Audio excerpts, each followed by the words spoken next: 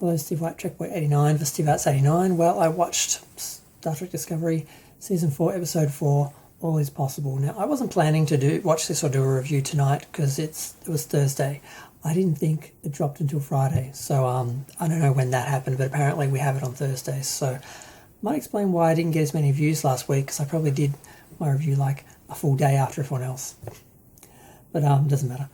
I do this for the therapy, not for the clicks and the views. Okay, so this episode was, I won't say simple, but it wasn't as complicated as the other ones. I have much less notes, and I'm pretty sure I can do it in one video. We have, I think, 4 stories, as we seem to have in every episode lately. I don't know what the main one is, but the main one I'll start with is the negotiations on Navarre, or what used to be Vulcan.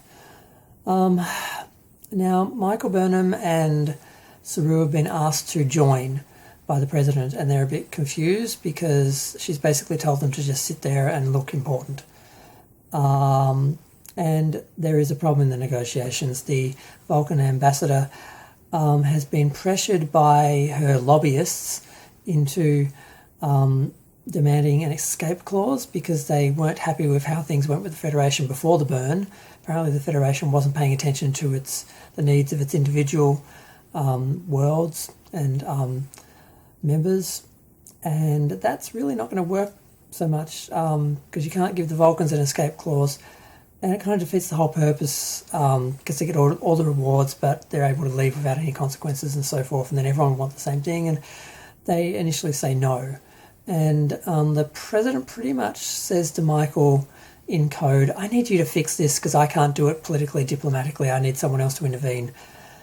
So because the Vulcan ambassador, who kind of reminds me of a young Judi Dench, kind of is a bit thirsty for Saru, he goes in and finds out that, of course, she's got the lobbyist problem, and so does the Federation. So Michael and Saru come up with the solution to actually offer an independent group that will basically review all the memberships and everything. So basically they've got someone in between them and the Federation. And of course they said, well, we've already considered that, and Vulcan wouldn't consider any independent board that didn't have a member of Vulcan on it. So of course Michael Burnham, being the only person in the galaxy who can solve any problem, which is getting really tedious at this point. Star Trek's supposed to be about a family, a crew, all their individual parts coming together to solve problems, and so often it's just Michael Burnham fixing everything like she's a superhero. She basically says, well, I grew up on Vulcan, I'm a member of the Science Academy and everything, and I'm a human, I'm in Starfleet, so how about I just be the liaison between the Federation and Vulcan? And of course they're like, well, of course, now we can do it, now we've got you. So that's just the cringiest moment of the episode I'm going to get out of the way, because the rest of the episode I actually enjoyed. But until I got to that point with Super Michael Burnham appearing and saving the day again, it was actually going pretty well.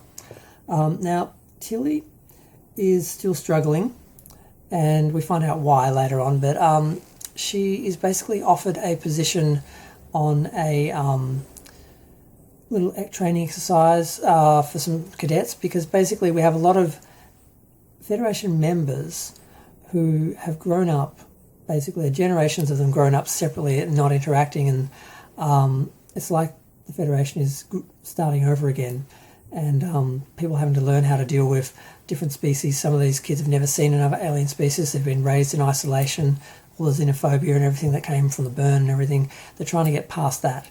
So while that's tedious because this is basically Enterprise's story, which they did years ago, and which the Federation did 1,000 years ago. So just redoing that same story,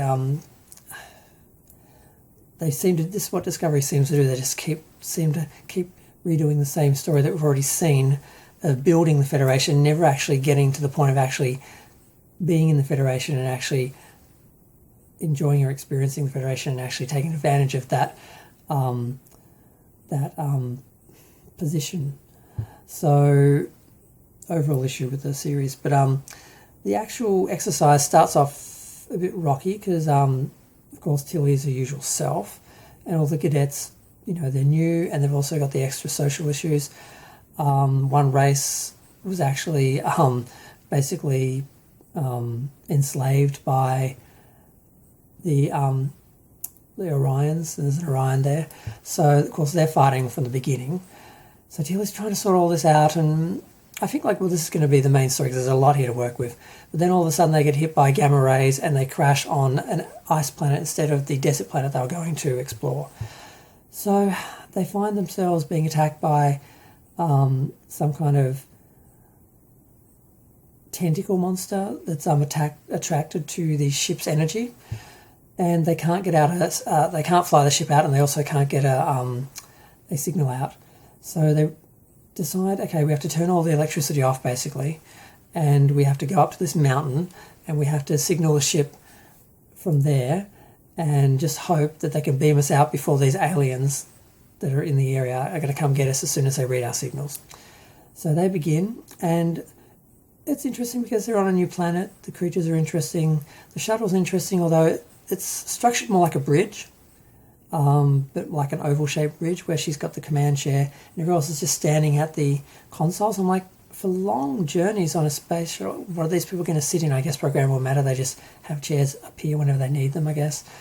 But the planet's interesting. It's an ice planet with red lightning, which of course we've seen before in Star Trek VI, The Undiscovered Country, but we won't comment about that. We won't comment about nothing being original on this show that I can see. Even when I'm enjoying it, I'm reminded of how it's taken from other things. There's a captain's log at the beginning, which is welcome because it's a captain's log, but it's Michael basically doing the captain's log from beyond. And the scene on the planet with the alien is a lot like the scene from the first Star Trek JJ film, where Kirk is stranded and he's running from the space lobster thing. And these are not space lobsters, but they're built sort of similar, and they have red light, yellow, orange, sort of glowing sort of light. So somehow Adira is trapped in some sort of living ice for a moment. They work as a group, they free her. They sort of put their issues aside when they actually talk to each other, which is a good lesson, of course. And it looks like a Tellarite, but it's not a Tellarite, realizes that the Orion is actually the son of a freedom fighter who actually was very important in freeing some of the slave groups, I guess, from the Orion Syndicate. So, and he died before he got to see where they are now. So they managed to put their issues aside, which is good. They do work together as a team, and they come up with the idea that, okay, we need to send off one decoy to basically lure the monsters while the rest get up to the top of the hill and call Starfleet, which seems a little silly that they can't get a signal down like in the valley when it's only like a kilometre away, but we won't talk about science, not on this show. I'm being very bitchy. I can't help it, because every time I enjoy this show, there's other parts that just make me a little crazy. So I enjoyed the fact that it was like an exploration crew. I enjoyed the fact that it was an adventure, they're on a strange new world, so forth and so on. There are elements of the episode I liked, but the more I think about it, there are parts that don't work. So they send Tilly, of course, volunteers because she's the leader. So she's running from this monster while they've signalled, and then they start shooting at it to try and distract it from her. And then, fortunately, even though they were supposed to keep calling, and they only made the one call, the ship beams them up just in time, and the effects are good. It's fairly convincing. They do work together as a team. They've gelled. They've learnt. There's camaraderie. They've made friendships. It's a good story in that sense. Now, the other part is about Book, and then we'll get to Tilly. Book is basically going through therapy with Dr. Colbert, and they're talking, and it's interesting. I like Book. It's hard to sort of look at Wilson Cruz as this sensitive, caring doctor when you know in person he's actually quite nasty, at least online, to Star Trek fans. So I have trouble looking at him and not sort of seeing the actor, not the character now. But he gets him to do an exercise where he has to reform, I think sand, And he sort of is like, look, I know what this is. I know what you're doing. It's not working. And then they talk through the fact that, look, nothing's going to feel right. Your planet can't be replaced. You just have to, work through it. So he continues working through that. He eventually creates this flower or whatever he's supposed to be making. And they sort of reach some sort of agreement where they're just going to be friends and talk about their problems, less so be in therapy. And then we get to Tilly. Because what I mentioned before was the person who sent her on the mission was David Cronenberg, his character.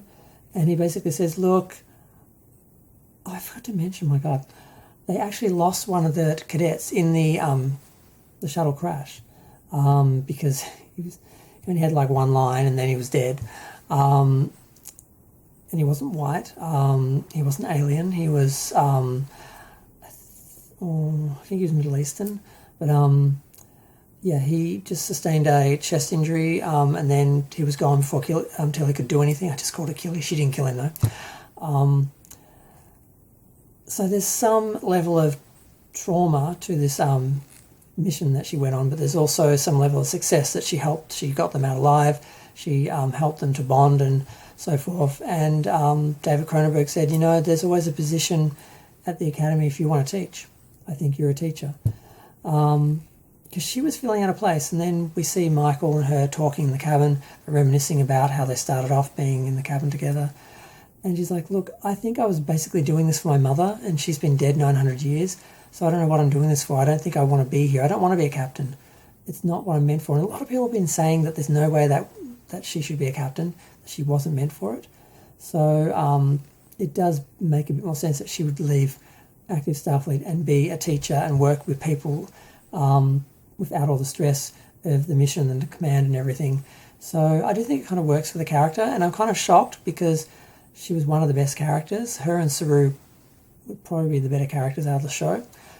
And I don't know if the character's going to come back, if the actress is leaving, if she left, if they wrote her out because she wanted to leave the show, or if they're just sending her off for an episode, then she'll be back in an episode like with Saru, where they'll do something for a point, but then they'll just backtrack and come back on it and reverse it later anyway. So maybe she'll be back on the crew by the end of the season, or maybe she's actually left for some reason. I don't know, but it kind of makes sense for the character in a way.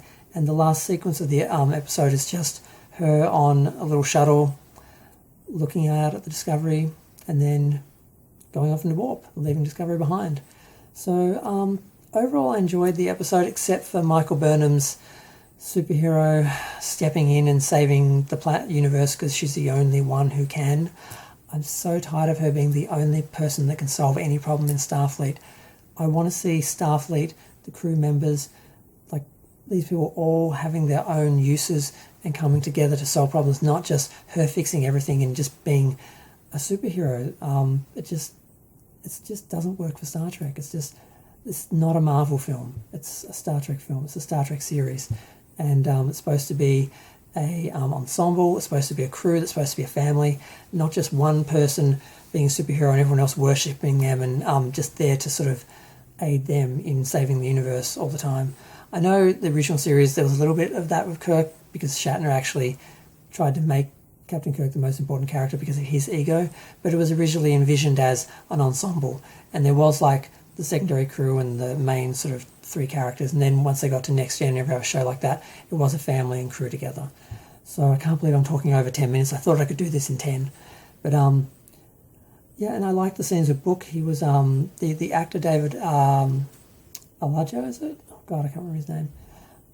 He was really good, and I found it interesting to see how those two interacted. I also think in terms of actor and so forth, and it was interesting, the character play, the coupling of the characters there. Naturally I shipped them because I'm a gay, so, but yeah, and even though Michael did save the universe, she was far less irritating doing it.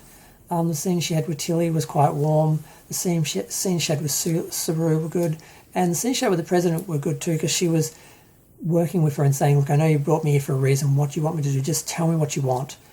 Instead of lecturing and fighting and arguing, they seem to have an understanding, which sort of works better. And I think that's it. Apparently Grudge is having trouble dealing as well. She's been very difficult. But aside from that, all the other characters seem to be doing fine. Everything's going along smoothly. I'm not sure how the group is going to work without Tilly and how they're going to deal with that if it's a permanent thing.